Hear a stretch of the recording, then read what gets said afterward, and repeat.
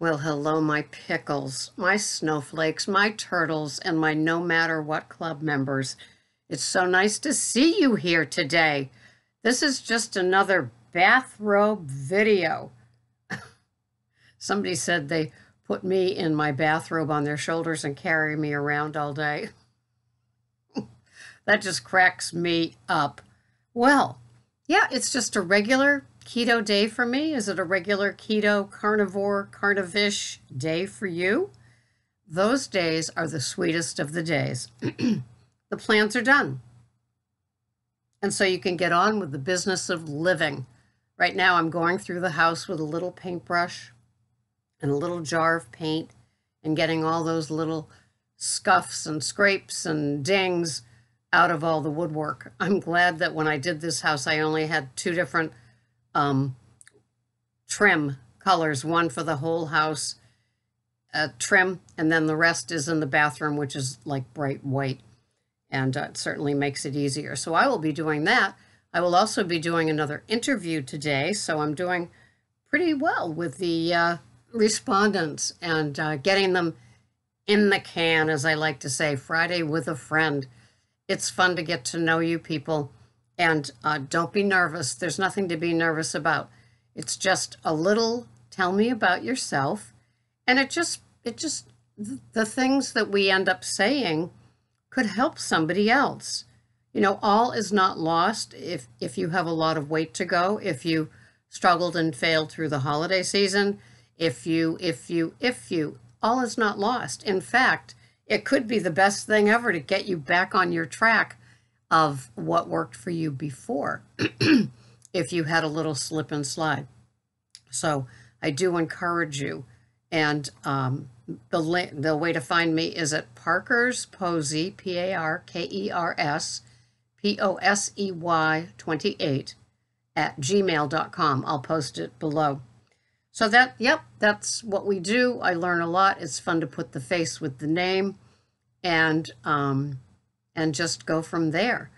I've been using, instead of Organic Valley heavy whipping cream, I've been using the Whole Foods 365, and it's not organic, but I read the ingredients and it just says heavy cream, and I like that. But it's charging me 3 carbs in my 3 tablespoons. So when I give you my macros, it's going to look higher, but that's because it costs in carbs, and it's just how it goes sometimes. But I do like it. It feels thicker or richer, and maybe it's less pasteurized because it's, I don't know, who knows. And that brings me to the topic today. Do you pay attention to ingredients and things? Do you look at something and have a suspicious look, one of those arched eyebrows that some people are so good at doing? Are you able to do that? Not me. But do you look at the ingredients and say, is this harming me? Is this something that I should be ingesting?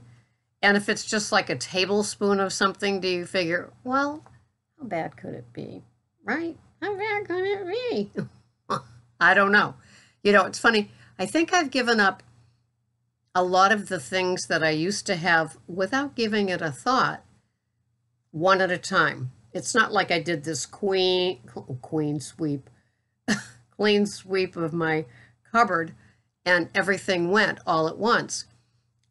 Somebody just asked me, well, it was Kimberly, about, she says she's burned out on her Mississippi roast, and asked me how I do mine. And my 2 spices now are salt and pepper. I even gave up the crushed red peppers because I found that they were irritating my gut. No surprise there, but I wasn't paying attention. Sometimes I don't pay attention. So when I did make my Mississippi roast, I was using the ranch powdered dressing mix and butter and the pepperoncini. And now I just sear my chuck roast or my brisket in coconut oil, and then add salt and pepper and a little butter, and just do a slow a low, slow roast in my oven. You could use a crock pot too, of course.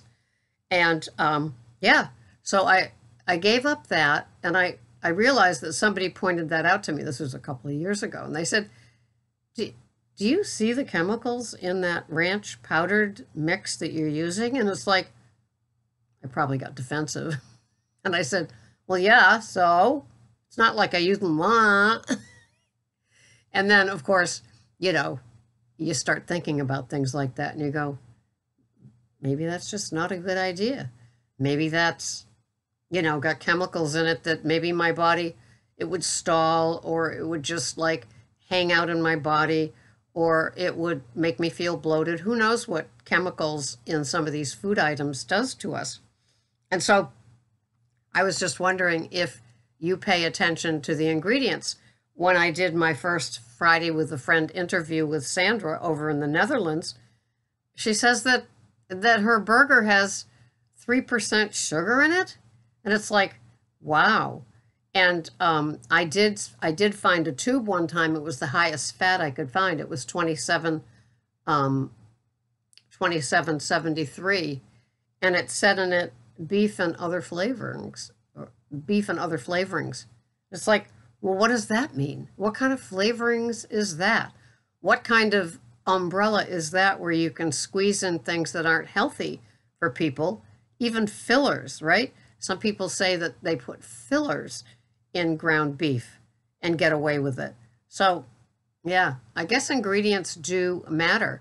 I was having almond milk, I was having cashew milk, I was having almond cashew milk, and in my coffee in the morning, along with the heavy whipping cream, and so it would make like a nice latte. And then, I began reading that label, and I know that when Almond Breeze first began, the person that ended up selling the company insisted on organic. It was very important to that person to continue the organic ingredients. And Almond Breeze is not organic anymore. They must have waited until the deal was over for keeping it organic. And so I just eliminated the almond milk, the cashew milk, and the almond cashew milk combo. No big deal, but even though it had a lot of things, good vitamins in it, but the ingredients started to get a little suspicious or dubious. And some of you have seen the additives series that I had done, and one of the things on it was carrageenan, and that seems to be in a lot of things. It's starts off as a seaweed, but then all the chemicalizing that they do to it, or processing that they do to it, makes it end up being a additive and on your short list of things to avoid, or maybe long list of things to avoid. That's how I feel about artificial sweeteners and sugar-free sodas and sugar-free Jell-O, Dr. Westman. And on your page 4, I never quite got that green Jell-O thing, but that's just me. So sometimes, I probably am having some dubious and suspicious items in my foods that I'm not paying attention to right now.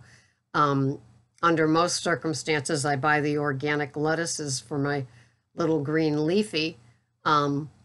And today I'm having crack slaw, and so I did buy the organic broccoli slaw. So it's, sometimes I buy the best offering I can find on things, and sometimes, GMOs could slip in. They don't have to identify that GMOs are in our food items either. So it takes sometimes a detective, it takes sometimes a person with a lab coat on underneath the microscope. I don't know, but just paying attention and every now and then turning over your thing. I know, as she stops mid-sentence and starts another one. Yeah, that's me. Sometimes the ingredients in something that you were counting on changes, and you don't bother to read the label, because the first time you read the label, it was just good old that. Some butter blends have canola oil in it, and you think it's a butter, 100% good butter, like the Kerrygold, Finlandia, Amish butter, things like that. And then all of a sudden they're adding a little something to it, and you didn't pay attention because it was just what was on your list. Sometimes you can find that in a spice too. And so, the spices that I used to always use a lot of and never give a thought to, in addition to the crushed red pepper flakes, like turmeric and cinnamon, those things could be processed with other things that they don't have to identify. You don't think that they're smart enough and deceptive enough to try to get away with as much as they can? Of course they are. That's what they like to do and how they like to be. So just be careful. Just flip that puppy over every now and then and say, oh, I didn't know it had that in it. I have to relook at that. Yeah, so that's just the throw out to you there for the day. What am I having today? Well, I already alluded to what I'm having. So it's a high carb day because I'm having crack slaw. And I got some Wagyu organic ground beef, and I know it's at least 80-20 as far as the fat goes. And so it was great. I did drain off the fat, though. And I added a little coconut oil, and I will add butter when I heat it up because I'd rather have those two fats in it than just all the Wagyu fat. And so it's my version of crack slaw. It's not anybody else's. And so it was the organic broccoli slaw. It's the Bragg's aminos, which is like a soy sauce type flavor, coconut oil, butter, salt, and pepper. So it's real simple. I don't get fancy. I don't add other spices like the garlic or the onion. I just have gotten used to not having those. And so I'm going to be having a bowl of that. And I'm counting 11 ounces of ground beef, but it's drained of the fat. So it's going to be less than what 11 ounces would look like in a tracker. And I'm having one fried egg on top of it. I'm having a salad on the side with Olivia's baby butter lettuce, which I found at Market Basket. So yay! So I'm having 60 grams of that. I'm having 20 grams of organic celery, 20 grams of organic English cucumber chopped up in the salad, 10 grams of macadamia nut oil, and 5 grams of the ghee, Fourth and Heart Estate Pink Himalayan ghee melted into the macadamia nut. It just sits on top of my toaster oven, so it just warms up that way. And that is going to be my meal. So what I end up with are, on paper, what looks like a lot of total carbs, because I'm usually having less than 10. So it's 13.9 total carbs today. The calories are 1,239 calories. The protein is 74.4. The fats are 98.7. And I love to have my fats around 80 and my protein around 80. That's a perfect day. So this is a little more fat and a little less protein. But, that's how it goes some days. But I'm very happy to be having the crack slaw. It's kind of a fun thing. And with the fried egg on top, for no other reason than just a little more protein and the lutein and all the good things that come in the yolks. I've just gotten quite used to having it. And so it's 1,200 calories. It kind of works for me.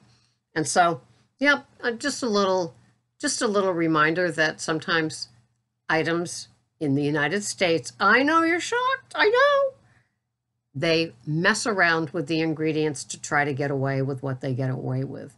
And I don't know what fillers they're talking about, but that's why I like to buy my cryovac things of burger. Usually it's 85-15. The Wagyu has more fat, so I like that. That's in a cryovac too. And I aim for the organic grass-fed. It just kind of seems the least dubious. Scary, huh? So this has been Sarah, Pearls of Wisdom and Food with Keto. under 20. If you're interested in Friday with a Friend being interviewed, it's not scary. All you need is a Gmail account. All you need is availability Monday through Thursdays in the morning. And any place that you're at in your from keto on to carnivore food plan is what I'm aiming for. Just regular people doing what they're doing, struggling, succeeding, coming on, a veteran, a newbie. It's just your place with your face at that time, because I just want us regular folks and to share how we do it. No star-studded celebrities, just us regular folks doing the do. Sometimes having to cook for others, sometimes having to be around others, sometimes living alone, and so we don't have to squint or go along to get along with different things. It's just how it works for you, and that's what we want to hear about. You'll never know how you could be helping somebody that's just like you, and they never thought they'd see somebody just like themselves in an interview, but they are. Thanks so much for watching. Bye-bye for now.